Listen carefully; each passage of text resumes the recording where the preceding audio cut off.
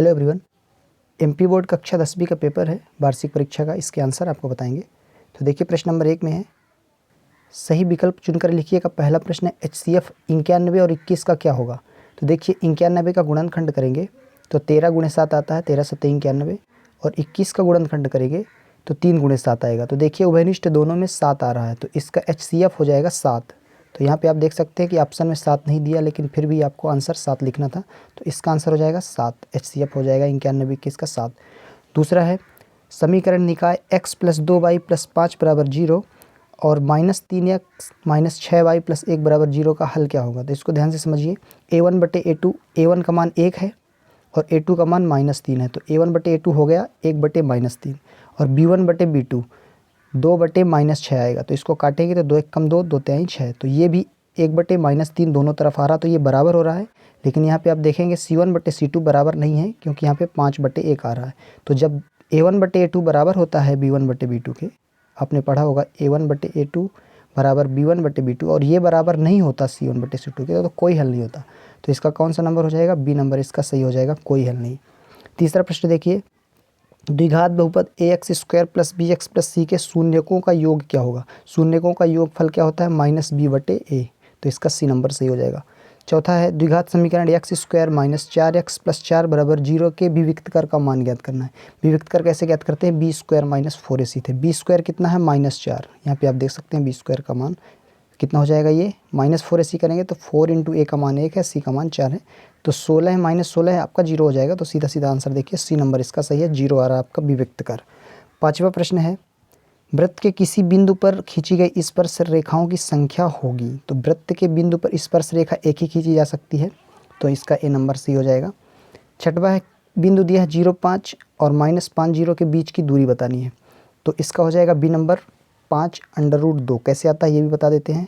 जो दूरी ज्ञात करने का सूत्र होता है x2 - x1 का होल स्क्वायर, और आगे प्लस करते हैं y2 - y1 का होल स्क्वायर। तो यहाँ पे देखेंगे एक 0 है और एक इधर 0 है, तो कुल मिला के आप माइनस का 5 स्क्वायर हो जाएगा, और इधर करेंगे 5 का स्क्वायर प्लस 5 का, तो आपका इसका भी 25 आने वाला, माइनस से मतलब ही नहीं है। रूट में आपका जो 50 आएगा, तो 50 का जब गुणनखंड करते हैं तो 5 × 5 × 2, तो एक 5 आपका बाहर आ जाता है और रूट में 2 बच जाता है, इसलिए इसका सही आंसर बी है, करेक्ट आंसर। इसके आगे प्रश्न नंबर 2 देखिए। प्रश्न नंबर 2 में रिक्त स्थानों की पूर्ति कीजिए। पहला है HCF a × b, यानी ए बी का जो HCF है और LCM ए बी का, इनका गुणा करते हैं तो क्या होता है, दो संख्याओं का गुणनफल ही होता है HCF × LCM। तो दो संख्याएं कौन सी है, ए और बी, तो a × b भर देना है, इसका सही आंसर है a × b, इसमें आपको भरना है a × b। दूसरा है, समीकरण x + y = 8 में यदि x का मान 3 है तो y का मान क्या होगा। तो देखिए x का मान 3 है तो यहाँ 3 रखेंगे, प्लस y = 8 रहेगा, तो 3 को ले जाएंगे दाएं तरफ पक्षांतरण करेंगे तो माइनस में हो जाएगा, तो y का मान आपका 5 आ जाएगा, तो यहाँ पे आपको 5 भरना है। दूसरे का सही आंसर है 5, पहले का a × b और दूसरे का 5। तीसरा है, एक बहुपद जिसकी घात 3 है वह क्या कहलाएगा, त्रिघात बहुपद कहलाएगा। एक घात का बहुपद जब रैखिक बहुपद कहलाता है, दो घात का द्विघात, तो 3 घात का क्या कहलाएगा, त्रिघात। चौथा है, यदि प्रथम पद a एवं सार्वधातुक d हो तो यनवा पद क्या होगा। तो यनवा पद जो an होता है, an यहाँ लिख नहीं देना है, an का जो फार्मूला है वो लिखना है। यनवा पद आपका हो जाएगा a + n - 1 × d, वही an का मान कहलाता है। पांचवा, प्रत्येक वर्ग यहाँ पे खाली स्थान में समरूप होते हैं।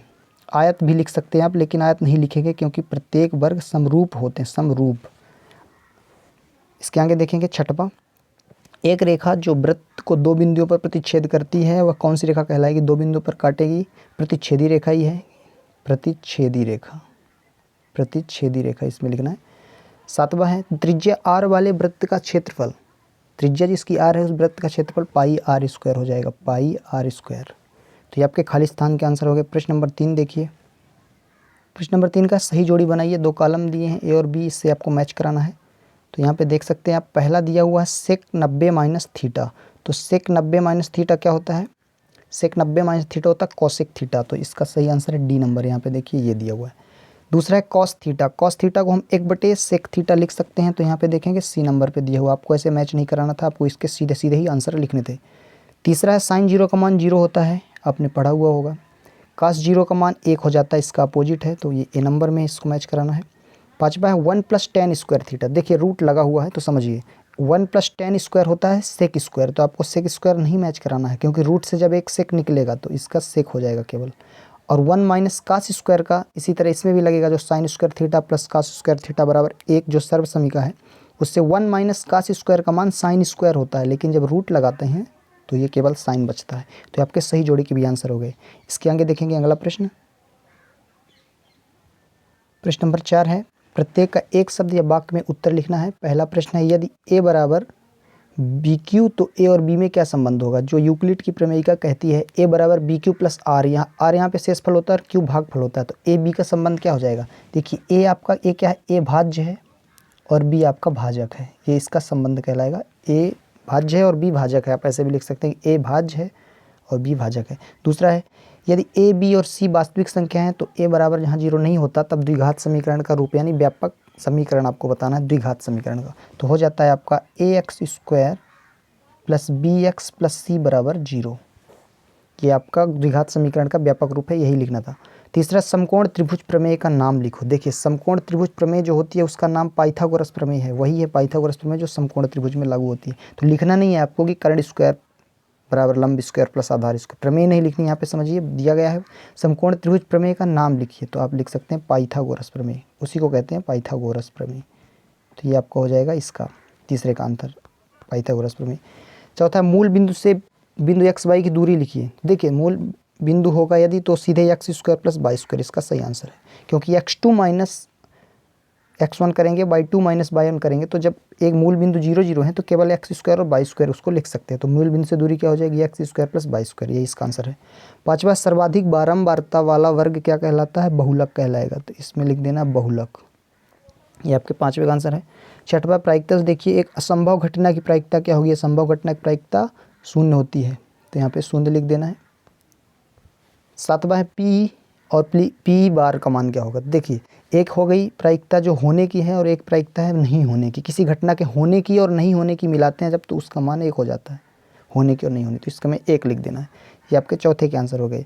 अगला प्रश्न देखिए, प्रश्न नंबर 5 है, निम्नलिखित में सत्य असत्य बताइए। तो यहाँ पे सत्य असत्य बताना है। पहला है x इंटू x माइनस 1 बराबर 0 में x का एक मान 0 है और 1 है, तो गुणनखंड करेंगे तो देखिए एक x तो 0 पहले ही दिख रहा है तो 0 बोल रहा है, और दूसरा x माइनस 1 बराबर जब 0 लेंगे तो आपका क्या बनेगा, समझिए -1 जाके दाएं तरफ 1 बन जाएगा, तो एक मान आपका 0 हो रहा है, जो ये x बराबर सीधे 0 दिया है, और एक x का मान आ रहा है 1, तो 0 और 1 बोल रहा है, तो ये सत्य बोल रहा था, इसमें आपको सत्य करना था, ये पहले का सत्य हो जाएगा।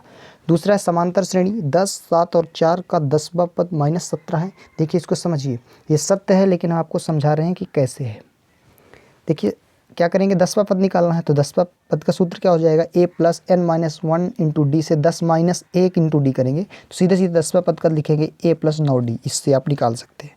a क्या होता है, पहला पद 10 हो जाएगा, 9d 9 गुणे d क्या होता है, सार्वंतर, सार्वंतर देखिए a2 माइनस an होता है, तो 7 में 10 घटाएंगे तो -3 यहाँ पे निकल के आ रहा है, या a3 माइनस a2 भी करेंगे तो सार्वंतर यहाँ पे -3 है, तो 10 यहाँ पे हो जाएगा और 9 त्रिक 27 माइनस में आएगा, तो देखिए 27 में 10 घटेगा 17 आएगा माइनस में, तो यही 17 था, इसलिए ये सत्य है।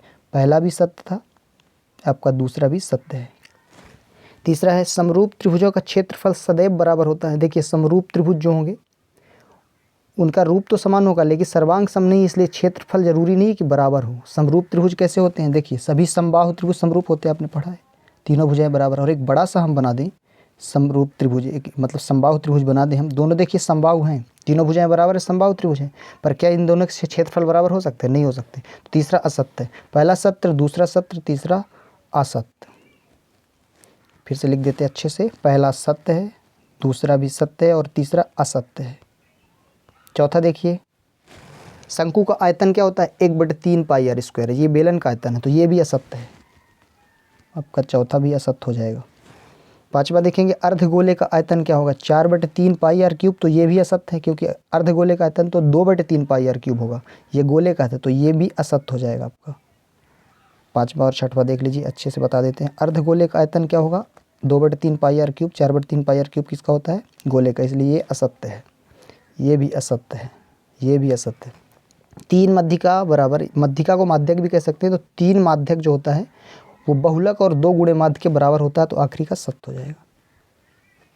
तो ये हमने आपको आपको एमपी बोर्ड का जो पेपर था आपका वार्षिक परीक्षा का कक्षा 10वीं का, इसके हमने सही आंसर बताया। आपके कितने आंसर सही ऑब्जेक्टिव 32 में से आप कमेंट करके बताइए, और उम्मीद करते हैं आगे के जो क्वेश्चन आंसर के पेपर हैं वो आपसे बन गया होगा।